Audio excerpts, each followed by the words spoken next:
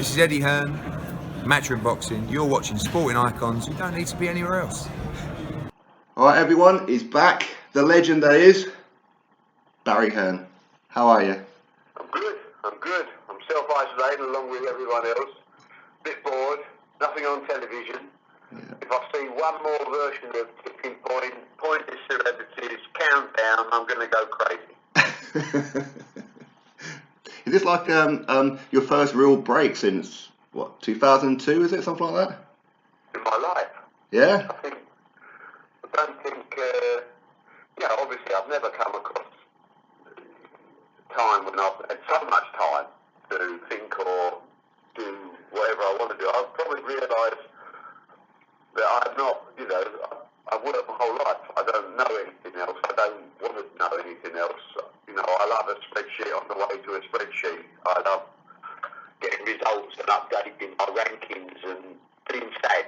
Being an anorak sports promoter is great, and suddenly there's nothing happening. So it's about planning for the future and how we come out of this as quickly as possible, and how we limit the danger to everyone's lives and businesses, and how we try and look after our sportsmen and women in the intermediary period.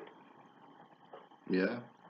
So, how is this affecting, well, we know about the boxing, because obviously you need medical staff, which is pretty scarce at the minute, to make a behind closed doors, shall we say, boxing, but how is it for like snooker and the darts and all that kind of thing? Well, no, there's no reason why we can't do that. I mean, I'm talking to various people in government about it. I think the big issue is we've got to look as if we're all 100% behind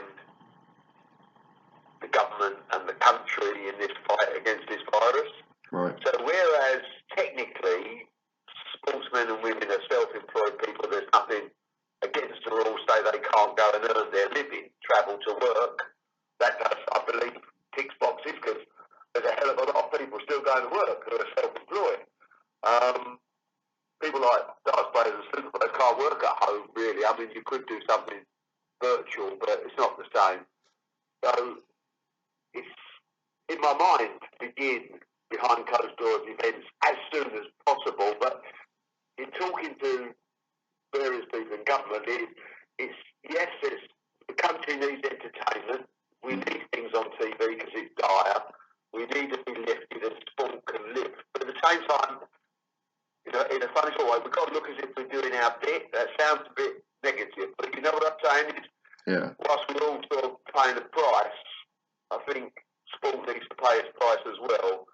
But that price is for a limited timescale, because obviously these guys and women, men and women, have got to earn a living, because that's the only way they get a living. Yeah, that's right. I mean, because you've been doing this like non-stop since, was it about the mid-70s or something like that? Doing what? Like promoting sport.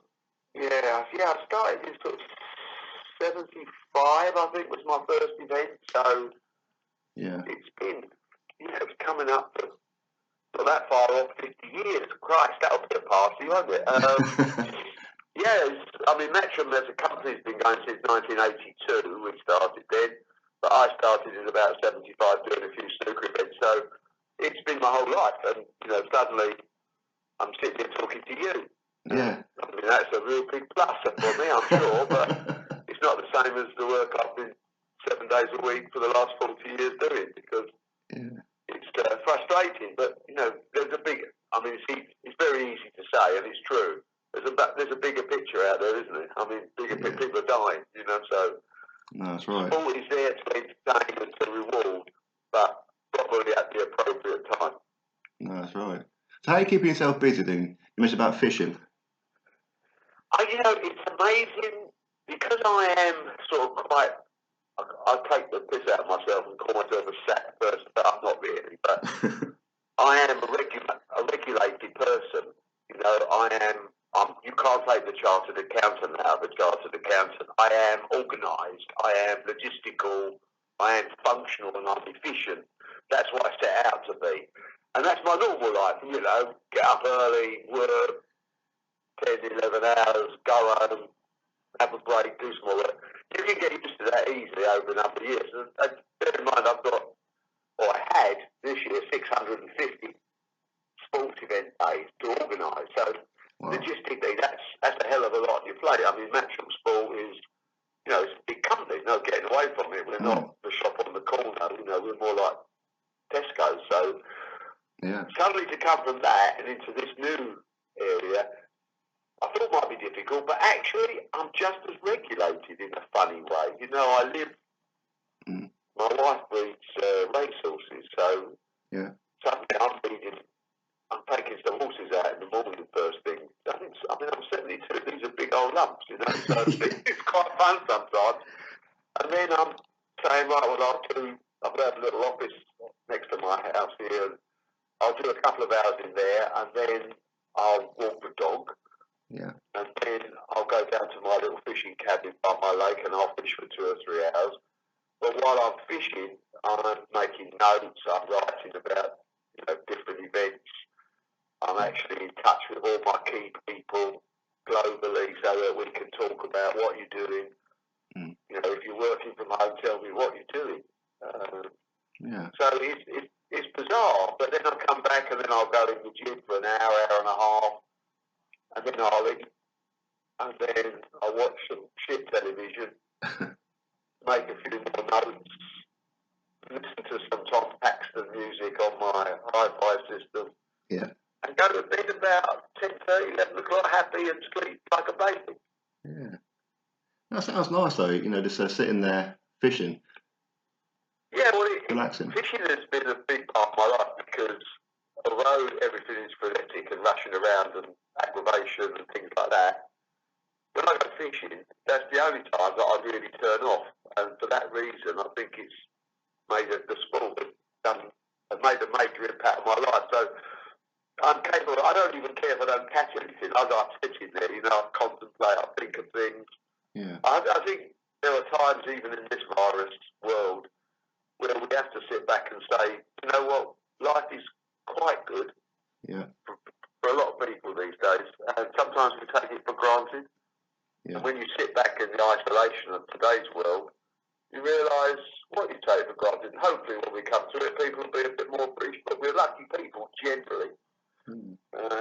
So sometimes we need moments to reflect, and I've always got that, and I've always had that. Most of my good ideas, whether it's Premier League darts or prize fighter boxing, most of those ideas have come while I've been fishing because it's the only time my brain is completely clear. Yeah, sounds like it. Talk about writing. Do you are you doing like an autobiography or anything like that? Yeah, I started it. Funny you should say that because now it's a big opportunity. I started it about 3 years ago. Okay. And just because my daughter said to me, Dad, you must write your biography. I said, you know, I've got to wait for too many people to die before I can write that because I've got to tell the truth. I don't want to upset too many people in one go. Not healthy. So, what we did, I started just making odd notes, and then as I go fishing, I take a dictaphone down there. Yeah. Come back, give my PA the tape. Of course, over the years, it's developed into quite a lot. And I have a very good friend of mine called Nick Pitt, who's going to be eventually, and maybe years yet, but eventually he's going to be the man who's going to write my story. Yeah. And I'm doing it because my daughter asked me to leave something for grandchildren, so they understood the difference of where I came from, what I went through, to give them the life they've got, and how they must learn lessons to improve their life from there. So, you know, you don't want people to just be lazy or, you know, uncontrolled. You want to leave a legacy of not just money, you want to leave a legacy of work ethic and attitude and life rules, if you like. So it's developed quite a lot, and I've done an awful lot in the last week or so because I've got time on my hands while I'm fishing. Yeah. And I've quite enjoyed writing the stories down. You know, some of them are even true. Yeah. Well, did you help write a book back in, was it 89 or something, about a snooker player? Yeah, I wrote a book, a thriller called The Business, with a young lady called Heather Hay, who was a good writer. came to me with an idea of a show. She'd written a romantic novel where the two guys at the end of it had a one-frame shootout on a snooker table to decide the hand of a woman in marriage, and it was quite elaborate.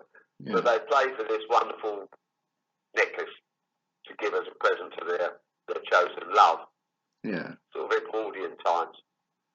And we ended up doing the show on ITV, and we put Davis against Jimmy White. Right.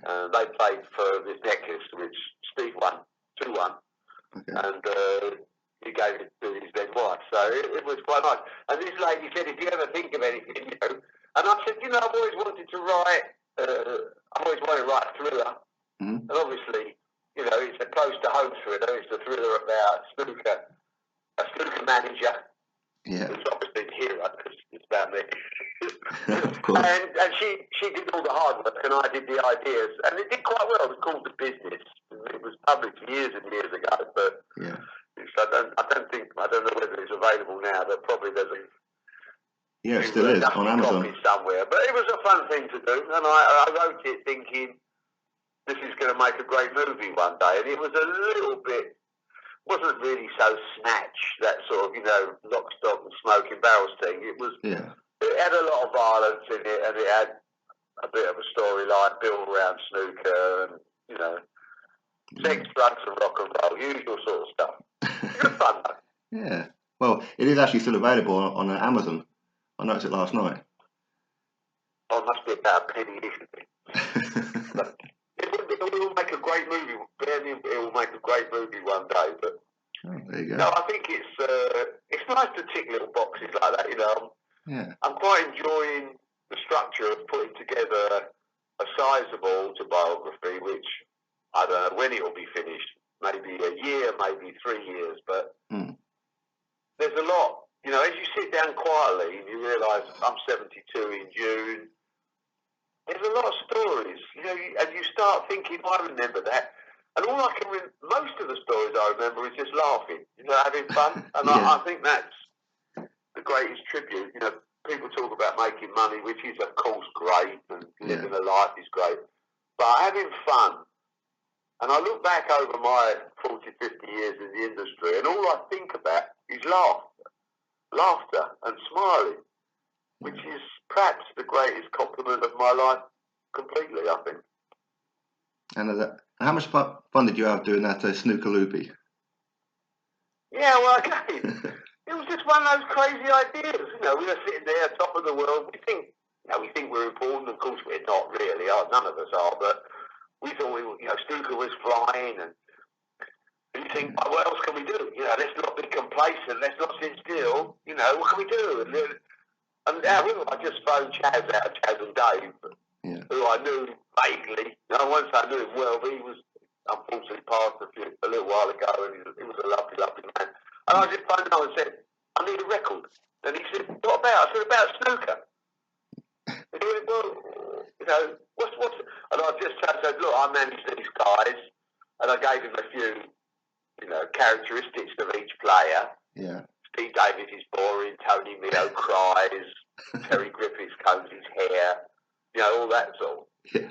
And he came up with Snooker Loopy, and it was just the right place at the right time. And how wild that someone as boring as me and Steve Davis can be on top of the pops, it's really it's cool, isn't it? Yeah. in a bizarre sort of way. Yeah. I mean, what I kind of like I read back in the days was, is it a case of you never really planned on being a matchmaker for snooker, boxing, or anything like that? You just kind of fell into it after buying a snooker hall, and snooker just took off at that particular moment. I mean, I was in the textile business as a finance director for quite a major company. I was really young, I was only 25, but I was obviously super smart. And their instruction to me, I was just an employee. And their instruction was to find other businesses to invest in. And I took the company into clothing manufacture, which lost a fortune.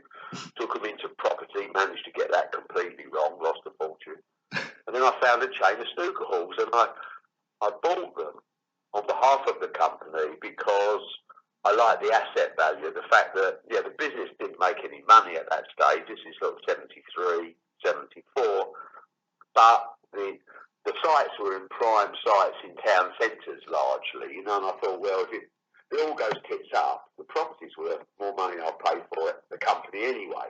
Yeah. And so I bought it, and within 12 months, the BBC put it on air properly. You know, they started showing the World Championships, and it just exploded. And everyone, especially in my company, I was a genius, but of course I wasn't really. I just got lucky, and I was in the right place at the right time. Well, so you started managing Steve Davis like well before anybody even heard of Steve Davis. Yeah, I mean, I'm passionate about sport. I've played just about everything. I've tried just about it. I've never really been any good. I've always been average, sometimes reasonable, but never been good. And suddenly this little skinny kid turns up because he wanted to play in one of the events I was promoting at Romford. Yeah. Long ginger hair and lanky skinny geezer. Didn't open his mouth. Shy, very shy boy. Wanted to play in one of my events, and it ended up being Steve Davis, and we became great mates, which stands to this day. You know, I still manage him. I've managed him for coming up for over 40 years now. So I think I'm stuck with him now. So, you know, but I guess you are now. Again, timing can make you look like a genius. Right. You do need a bit of luck. You need to be smart. You need to be able to take advantage of your luck. Yeah. But that opening breakthrough is actually vital. And as that snooker company went on and became bigger, and I opened more and more clubs, eventually I ended up owning a third of the business that I was previously just employed by. Mm-hmm. And in 1982 was a good time to sell, and I took a chunk of money out. I was going to retire, but I was 34. I couldn't play cricket, golf, go fishing every day. It would drive me mad. So that's a treat for me. And in 1982, with the proceeds, we opened up Matchroom, and haven't looked back, I suppose. You know, it's amazing to think that the germ of an idea, I mean, literally 82, I was sitting around thinking, what do I do with my life? I'm 34 years old, I've made some money. Yeah. Had a nice house, had some investments. Yeah, I was okay. And then I thought, well, just to stop me being bored, I'll look after Steve and a few other snooker players. Mm-hmm. And we started underneath the billiard hall in Romford with a secretary and a part-time bookkeeper and me. And today, you know, I'm very proud to say we're probably one of the biggest sports promotion companies in the world, with offices all over the world and 650 event days, 40,000 hours of television globally, and we're having fun every day of our life, apart from having to put up with bloody viruses. Well, so there we are. We just got to get through it, and then we'll be back to normal. That's it. I mean, one of my earliest memories of Steve Davis was baked beans adverts. Yeah. Well, I mean, quite honestly, I sold him everywhere. To everything, whether it was Minolta copiers or whether it was a coffee advert, baked beans. I mean, Steve was just the perfect person to work with because, I mean, it sounds a bit patronising, but it's true of all sportsmen as well. Sometimes they've just got to do what they're told. You know, they're very good at what they do, and we should be always in awe of their ability.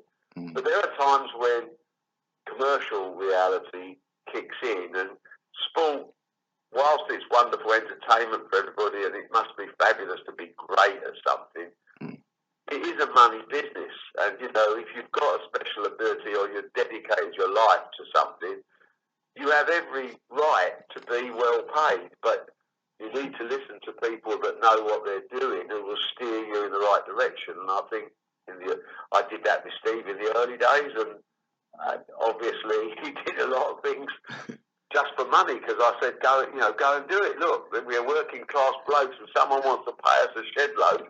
Let's go and nick it. And we did over and over and over again. So I think I still think that was the right thing to do, and I think in sport today you've always got to look at commercial opportunities, because things like the Olympics is fabulous entertainment for us. You know, the old geezers that sit at home. But someone's dedicated their life to get there, and you can't eat a medal. Right. You've got to make money. You've got to show kids that you can change your life through sport, because that will motivate other kids to take up sport instead of sitting around. Yeah. And the medal's lovely, but a Ferrari in a house in the country is something where kids go, I want to be like him. Yeah. And that's always been my ambition for everyone, is to set out opportunity. My job is to create opportunity that brings in financial rewards. The player's job is to be, or the athlete is to be as good as he can be and as dedicated as he can be in a sacrifice to make himself the best out there. And that's the mission we're both on. I mean, it's amazing the influence that you have had on British sport. Do you ever sit back and go, you know what, I've done bloody well here? Yeah, I do sometimes. It's really it sounds terrible, doesn't it? No. There are times when I have to pinch myself. I can't quite believe what's happened. And it's like, I remember in '82 when I sold Snooker Halls, and obviously I'd done well, and suddenly this kid from a council house has got a 7-figure cheque in front of him. I'd never seen a cheque that size. And I thought, I'm going to retire. Then I bought a few things and started Matchroom. But what I most remember is I bought Maskell's with this house in Brentwood. I lived there for 25 years, and now it's my head office. So yeah. I've never, it's just it seems to have been a lucky building. And I remember my mum coming round in 1982, and there's this great big 300-year-old, 10,000 square feet mansion sitting on a hill looking out, and it's beautiful. I love it. Yeah. And my mum looked at me and said, "Are you doing anything illegal?" She just couldn't believe that where we come from. Yeah. Listen, I won't bore you by saying we were poor. My dad was ill and we never had any money. My dad was a bus driver. My mum cleaned houses. She was a char lady. Yeah. And suddenly, this thing's happened, and she's looking around like, I can't quite believe it. She couldn't get her head round it. And then you look back on those sort of days, and I think it's important you don't forget those days. Yeah. That little buzz, which is still there. It doesn't matter what you've got. It's not a matter. Yeah. Making money is easy, by the way. All you have to do is be good. Work hard. Do your job. Lift the balls. That's how you make your money. It's not rocket science. If you need a little bit of luck, don't matter who you are. You'd be genius. You can't get around it. So, do I look back? Absolutely. And do I appreciate? 100%.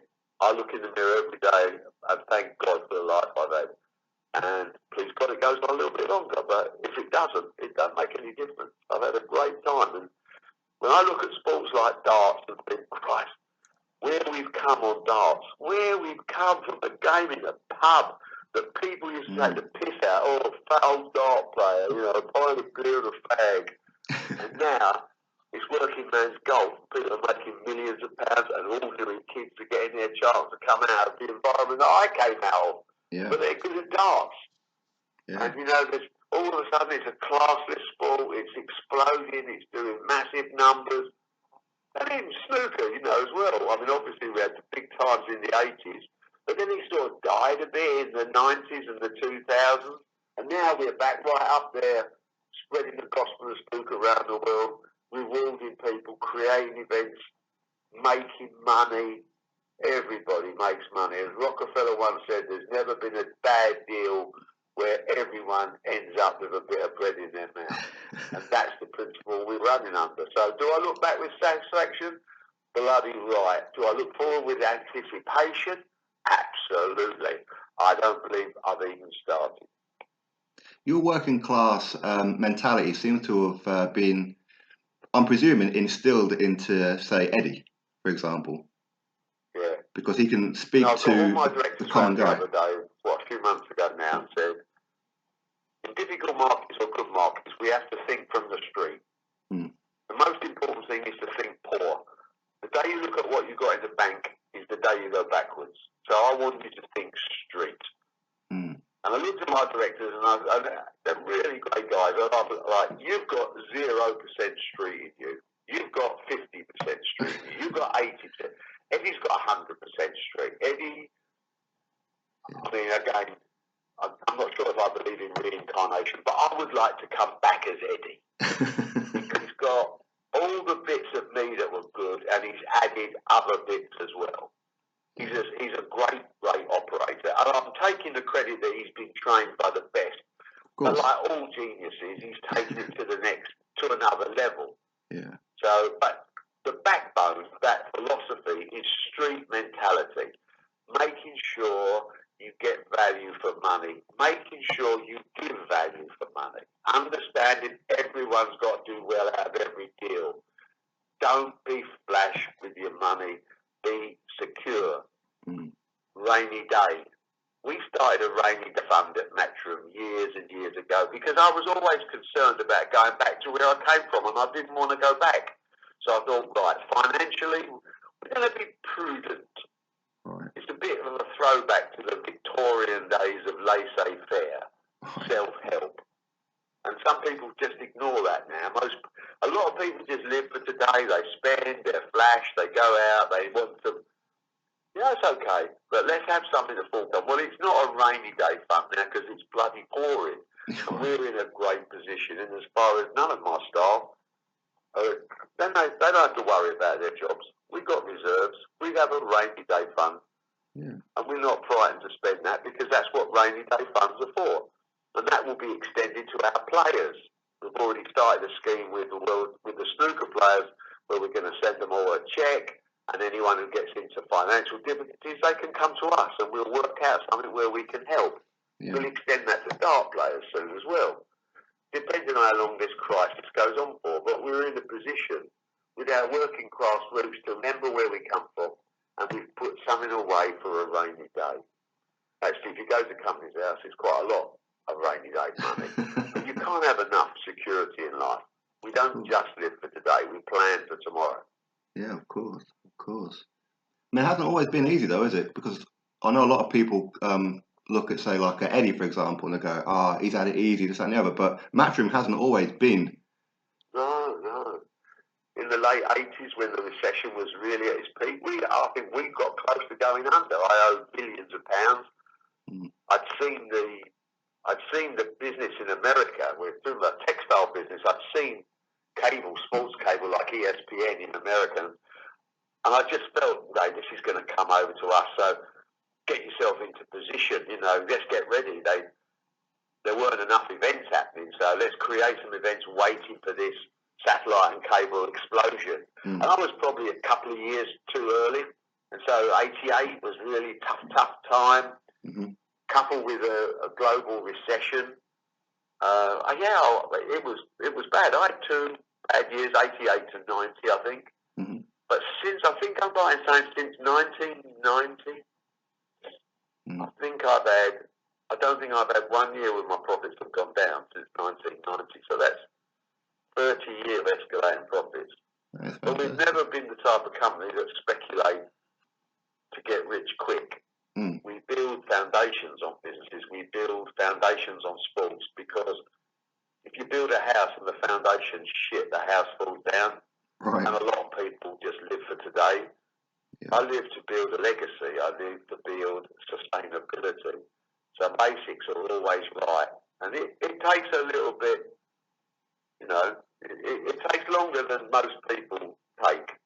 Yeah. Because if you're conservative, you really are building a solid foundation. But today we've got the benefit of that, and our employees and our sportsmen around the world have got the benefit of knowing, with us, a handshake is better than any contract.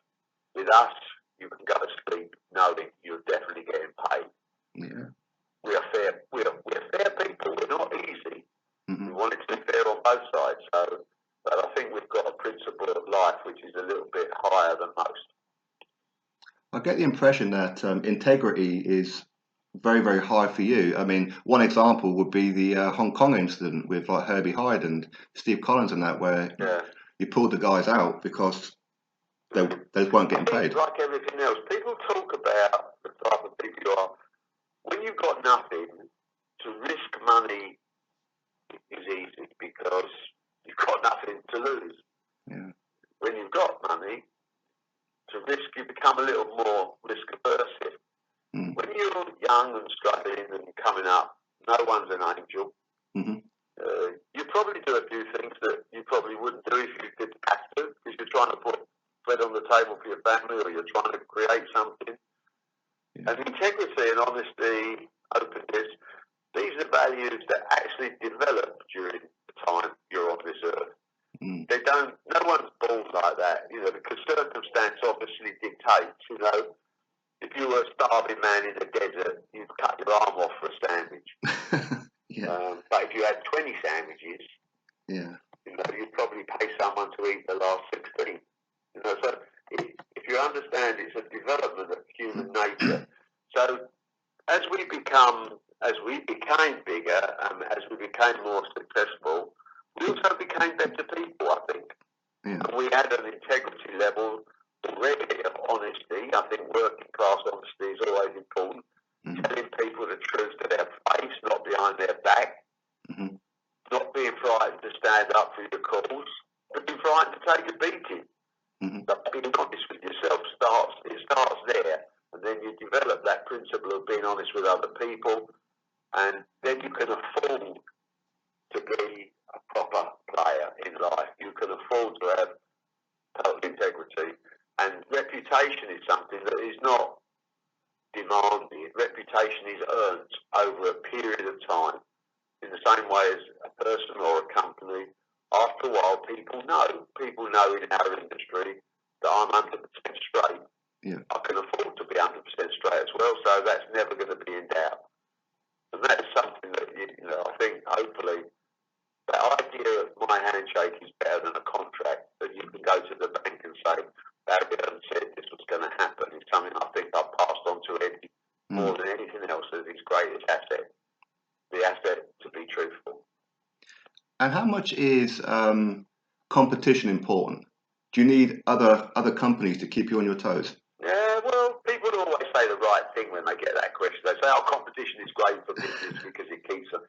Nah, rubbish. I don't want any competition. I want to be dominant everywhere. But my competition comes from me. Yeah. My competition comes from me wanting to be the best I can be. Right. The game I'm playing is not against anybody else because there's very few people at my level. Right. My game is me. This is where the accountant comes out as well, because numbers don't lie. So what I do every year is I set myself targets. Doesn't matter what you've got, because I'm playing a game in the same way as a sportsman or woman plays a game. And I'm playing to win the same as they are. It's just different business. One's a business of sport, one's a business of business. Right. Competition. Wow.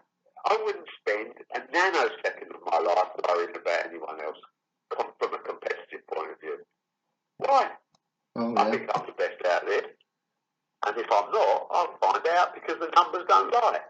True. And it always makes me laugh. People sort of invent competitors. There isn't any. The only competitor I've got is God. He says that he's the one who decides how long I've got on this earth. In the meantime, I'm going to win every battle. Or if not, I'm going to try my best to win every battle, in the knowledge that no one wins every battle. Yeah. But you set yourself targets, you play games with yourself, and that's what gets you up in the morning. It's not other people. Why do we worry about them? Let them go and do their own little business. They're the shop on the corner, mate. Yeah. Do the Tesco's. Well, you tend to look at the positive out of everything. I mean, even when you had your heart attack, I remember you talking about how it was a great time because everyone just left you the hell alone. Yeah. I think positivity is something it's a drug in your body, isn't it? It's like a form of adrenaline. Mm. Because the usual sort of trite line. This is no rehearsal, so we've got two choices. We can do nothing, or we can do something. Yeah, that's true. And the positivity angle is I haven't got time to be negative. Mm. Negativity doesn't get me anywhere. Positivity may fail, but it may achieve. But the upside of positivity is so much better than the downside of negativity. Mm. Negativity brings about mental health issues and things like that, where you doubt yourself or you doubt your surroundings or you give up on your surroundings. for me, every day is an opportunity. Every hour is an opportunity. I don't want to waste it because I know we've all got a limited number left. So a heart attack, things like that. These things, someone once said, shit happens, and that's okay. Yeah. Look at it. The positive side is, got through it. Feel great. I'm in the gym every day. I've done 14 consecutive days in the gym. Do you know it's been about, I think it must be 20 or 30 years since I've done 14 consecutive days in the gym. Wow. So maybe my positivity, even these times of crisis, is strong. Yeah. Because I'm going to, I think you've got to, because during this type of layoff, there's an awful lot of temptation with biscuits and crisps, aren't there, as you walk around the house. Yeah. So I've got to keep going to the gym just to keep burning off. But being positive is a mental attitude, and it's a really feel-good factor. Yeah. But it doesn't necessarily mean you win every time. You've still got to be good. Out of all the sports that you've been involved in, what's probably been the most stressful one? I think boxing, without a doubt, is not stressful because it's a life-and-death sport. You know, people get injured. Yeah. People can get hurt. It's far more a speculative business because there are times you have no idea what your end result is. When you do other sports, you have perhaps TV contracts for years ahead. You have some security. In boxing, you have the security of a person that can fail or can be exposed as being not good enough, or can have ideas in a short-term career of getting paid more money with someone else, which is clearly a temptation in boxing, short-term career, without them looking at how, am I with the right people that's going to steer me in the right direction? I think boxing is stressful, very stressful, and I'm so happy that Eddie has taken up the mantle. He always wanted to, when he was 8 years old, 9 years old, he used to stand behind me in the evenings while I would be roaring on the phone with Don King or Bob Arum, or getting tense and uptight about fighters. And as Mickey Duff once said, the old boxing promoter once said, if you want loyalty, buy a dog. You get very close to fighters because of the sacrifices they make, and it hurts more when they're disloyal, which they are from time to time. They take a short-term view of their career. They're badly advised. But you have to develop hard skin. And Eddie has, from day one, always wanted to be running boxing. When he left school, not with very much, because he wasn't a particularly great student, probably understatement of the year. He went off and did his own thing for a few years and learned the art of selling, and then came back and started doing my golf tours. Then he did my poker business, and then he just came in one day and said, I want to run the boxing. And I'm like, I knew that was what he's always wanted to do that. And I was so happy to give him the grief of boxing and just turn up at the shows. It's like bliss for me. Yeah. But, we still talk boxing because we're fans and we plan and strategize.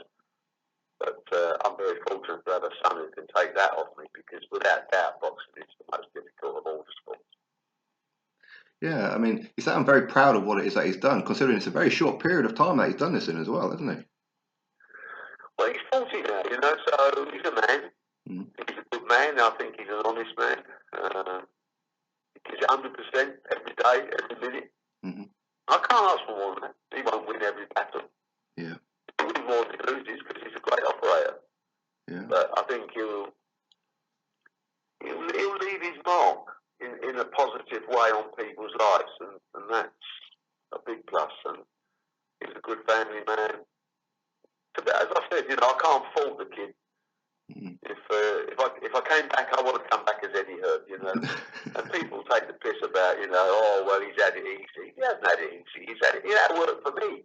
Yeah. I'm the worst one because I've set such high standards, and you set higher standards for your own children. Yeah, of course. And you want them to be better than you. So there's no holding back. But I've given him enough rope to hang himself. But, like I said to him, don't worry about what people say about you. You can only play the cards you're dealt. You think I wanted to come up on a council estate, washing cars and picking tomatoes? No. My job as a father was to give you a better start that's the hand you were dealt, and you've taken that hand, and you've taken that silver spoon, and you've turned it gold. So all credit to you, boy. You've done well. So when you look at the boxing of today, how does it compare to when you were doing it with like Chris Eubank and? I think there's lots of different. I think the fighters of yesteryear were tougher, basically tougher, because they came from a much poorer background. They were fighting to put food on the table. Today's fighters are more athletes. They're better trained. They're better. Their nutrition advice is good. Their health and fitness is great. I'm not sure that they've got that inner steel that some of the old timers in the 30s, 40s, and 50s had. But people will disagree with that. Technique-wise, nothing much changes. Different techniques make different fighters. They make a lot more money now, because in any world, most worlds, boxing really shouldn't be allowed. It's a prehistoric sport. I mean, in the days of the PC-friendly brigade that we live with, how can we allow boxing? One man sets about to beat up another man for our entertainment. It's weird, isn't it? And yet it seems to be an integral part of our life in sport. And for some reason, people want to do it. I tried it. I was terrible. But it made me appreciate those that are good. So it's an interesting social comment on why boxing is even allowed. But having said that, it is a sport that changes lives, without doubt. Only certain people can do it, and for any person who has been up those 4 or 5 steps into the 4-cornered ring, respect, because it's another world in there. Most people don't understand that. And when you look at British boxing as a whole now, just look at the the heavyweights. You've got like Joshua, you've got Fury, you've got Dillian White. For me, these are 1, 2, and 3 in the world. I mean, hopefully we get like some kind of round robin. I'm sure that's something that you would like between them 3. No, I think heavyweight division's always been the picture, division of the world of boxing, hasn't it? It's the summit. We're blessed to have 3 great heavyweights and more in this country, but certainly those 3. But I'm not ruling out people like Chisora. He's a handful, that boy. But it's interesting that just a few months ago, Al Haymon in America had all the belts. Ruiz and Deontay Wilder. Fast forward 3 months, and we got all the belts. And trust me when I tell you, it can all change again so quickly. Which is why it's so exciting. The secret of boxing is, and all sport, is you don't want to know the result, do you? I think in the past, promoters like me, when boxing was quiet, Warren, Maloney, all those stuff, we did some poor shows, We did some really poor shows looking back on it. They weren't really competitive enough, a lot of the fights. And therefore it lost the public interest, because if you know the result of any sporting contest, what's the point of buying a ticket? Or what's the point of watching it? Today's boxing is, you're on the edge of your seat, because we don't really know how good is Tyson Fury. Does he get sparked by Joshua, or does he completely befuddle Joshua with his tactics and win? Dylan White is hard as nails. I mean, this man, he'll walk through walls. Can he grind it? The fact that we're asking these questions, Deontay Wilder, if he can punch, don't worry about that. He could come back and beat Fury, or he might just get destroyed again.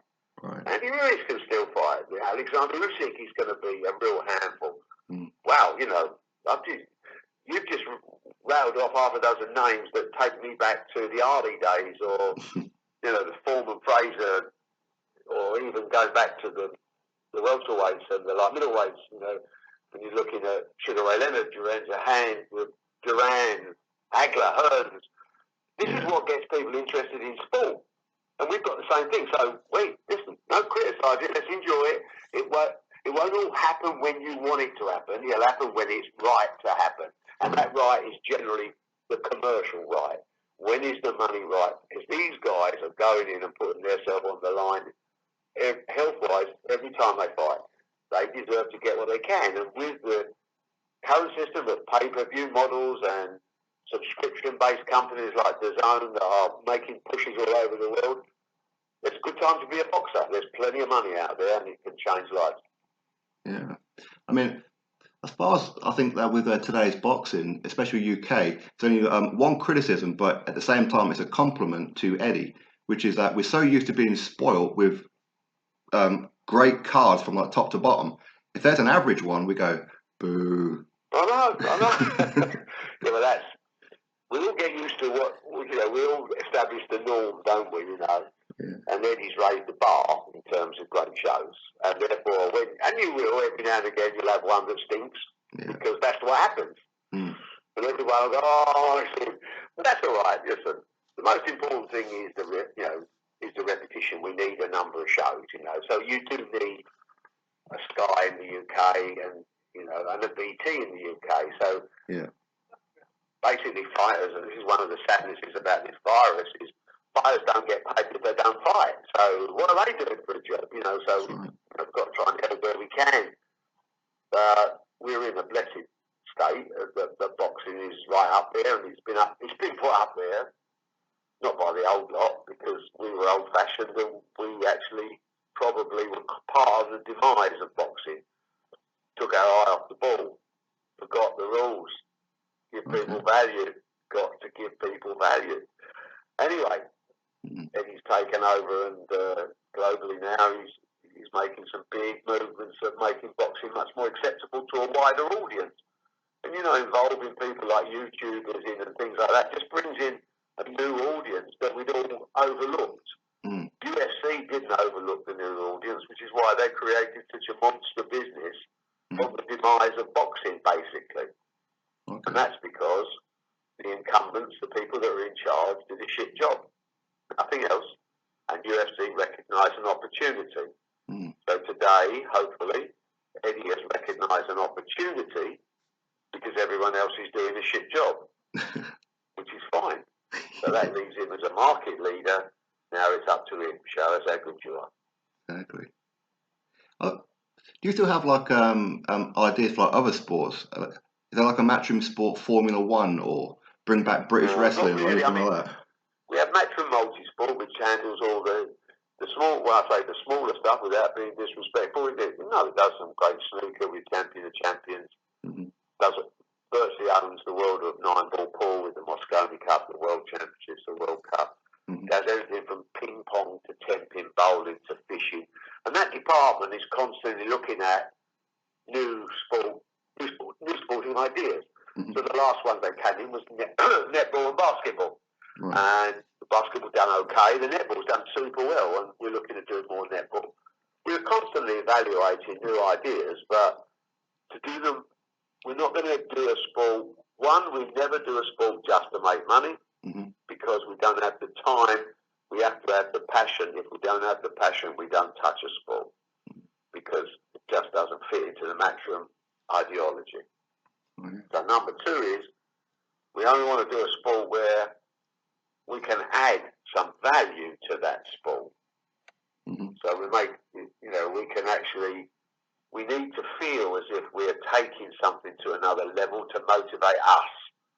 And that's taking prize money to another, taking opportunity. And that's probably the key area when we evaluate. So we never say, we probably look at 4 or 5 different events every year. And perhaps one every 2 years gets through our criteria. All right. I want to finish up with telling you a very, very short story, but I've told this story quite a few times in like a long version, but I'll give you the short version, Barry. Now, when I was younger, like mid 80s to late 80s, my mum and dad were always arguing about money, because my dad was never good with money, as in he'd never buy things that he should buy, as in he'd never invest money, he'd spend money on rent rather than mortgage, spend money on beer rather than food. So my mum and dad were like always arguing. And my mum once read an article in a paper, and it's actually come from you. I don't know whether or not you wrote it, or it was a quote, which was that you always wanted your fighters, your sports people, whether it be the darts, the snooker, whatever it was, to make sure that they buy a house, which is, so the idea of that, which is what my mum would always say to me, was if you buy a house, they can turn off the electric, they can turn off the gas, they can turn off the water, but what they can't do is take away your roof. And my mum was always, since that moment, was always going at me all the time. When you leave school, get yourself a job, get on the property ladder. If you've got a 25-year mortgage, don't go 25 years, pay bit more. And 3 years ago, just to please my mum, I actually bought my house outright. I did, and that all comes from one snippet of a newspaper of something that you said. Oh, I couldn't be happier. I couldn't be happier. That's just a lovely story, and shows you that your mum's probably the same influence on you that my mum was on me, which is nice. But the same principle applies to sportsmen and women. I always say the same thing to them. And actually, your mum's obviously working class because that's a working class remark. Yeah. You know, the fact that you always have a roof over your head. So when I say to boxers, people say to me, what should I do with my money? And I always say there's two things I would tell people to do with their money. Number one, buy your house, without doubt. Yeah. As quick as you can own that, you will feel great about yourself. You will feel, and you're on the, and you have an asset. You know, who knows where it goes, but mostly up. The second thing is cash is king. So in other words, don't speculate. Speculators are for people in the city that really don't make a contribution to our life or our world. They're speculators. I don't particularly like them. Right. So what I would say, and I say to Anthony Joshua, the same conversation I was saying to a young dart player. Firstly, buy your house. That you look back on that and say, that's what I've worked for. That's what I've achieved. Hopefully there'll be more achievements, but that's a great achievement and puts you apart from the crowd. And secondly, cash is king. So in other words, let's go back to those days where after you've got your house, after you've got that roof secure, put a few quid away when you can. Do something called saving that people don't do anymore. But I was brought up in always in that put that 2 shillings away. That's your Aussie money. Put that away. That's for something else. Where you say today we live, just go and get it, go and get it, go and get it. Put it on a card. Do this. That. Cash is king. So to boxers, to sportsmen and women who are in a speculative position because they've got a short-term career, live poor, think poor. Don't take risks. Don't trust anyone. Those things pretty well work. So what your mum told you was the best advice you've had in your life so far. Exactly. Is she still around? Yeah, she is. Yeah. Well, yeah, she is. buy a little drink or something, or just pat her on the back and say, Baz has said, thanks for that. You made my day saying about that story. Yeah. It's as usual, mum's got it right. Yeah. Good luck. Well, it's true though, because I mean, had she not have read that particular paper at that particular moment, she may not have got it into her head to say, well, me and my husband never did that, so I'm gonna make sure my children do that. Well, listen, it's a great story and a great lesson to end on. Yeah, certainly is. All right, Barry. So enjoy the rest of your day, and however long this continues, hopefully it ain't going to go on for too much longer. And yeah, just enjoy your fishing. Hopefully you catch some nice carp today or something. I'll do my best. You have a good day yourself and stay healthy, all right? Well, thanks very much, Barry. You take care. God bless, mate. Cheers.